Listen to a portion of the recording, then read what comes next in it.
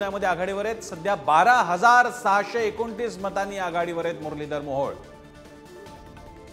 मुरलीधर मोहोळ पुण्यामधून भाजपच्या तिकिटावर आहेत। 12,000 मतांनी आघाडीवर आहेत। खरं आपण प्रसन्न एक्झिट पोल मध्ये हाच निर्णय हाच निकाल साधारण कल असेल असं दिसलं होतं। त्याचबरोबर सांगलीमध्ये देखील जी एकमेव अपक्ष जागा निवडून येईल असं आपला एक्झिट पोल सांगत होता। त्यानुसार सांगलीमध्ये देखील विशाल पाटील यांना आघाडी मिळताना दिसते आहे। सध्या गडचिरोलीतून नामदेव किरसाण यांना 2,800 मतांची सध्या आघाडी आहे। गडचिरोलीमधलं काँग्रेसचा उमेदवार सध्या आघाडीवर जाताना दिसतो आहे। त्याचबरोबर माढ्यामध्ये सध्या काही 2 ईव्हीएम मशीन बंद पडल्याची अपडेट आहे। त्यामुळे तिथली तिसरी फेरी थांबवण्यात आलेली आहे। या क्षणाचे जे अपडेट्स आहेत तर ओव्हरऑल जर आपण चित्र बघितलं देशाचं आणि महाराष्ट्राचं तर सध्या साधारण 10 आता बरोबर 10 वाजत आलेले आहेत, 9:56 झालेले आहेत आणि पहिल्या 2 तासात काय ट्रेंड दिसतोय याचा जर आपण आढावा घेतला तर एनडीए 288 आणि इंडिया 218 जागांवर आघाडीवर आहेत। आणि पूर्ण महाराष्ट्राचा विचार केला तर सध्या उज्ज्वल निकमांचे अपडेट आहेत। 9,800 मतांनी उज्ज्वल निकम यांनी आघाडी घेतलेली आहे। उज्ज्वल निकम 9,800 मतांनी सध्या आघाडीवर आहेत।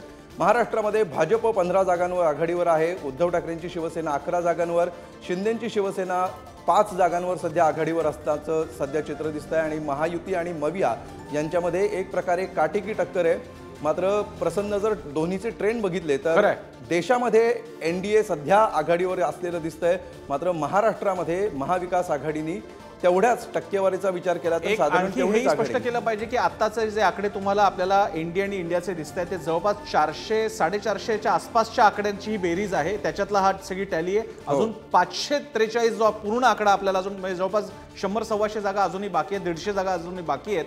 त्याच्यातला हा कल आहे की एनडीए ही 290 जागांवर आघाडीवर आहे तर इंडिया 218।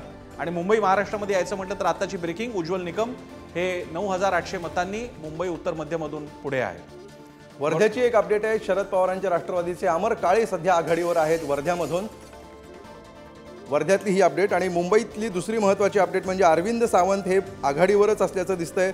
15,440 मतं अरविंद सावंतांना मिळत आहेत तर यामिनी जाधव सध्या 12,711 मतं आहेत। त्यामुळे साधारण 2700 ते 2800 मतांची आघाडी अरविंद सावंत यांच्याकडे सध्या आहे प्राथमिक फेरीमध्ये।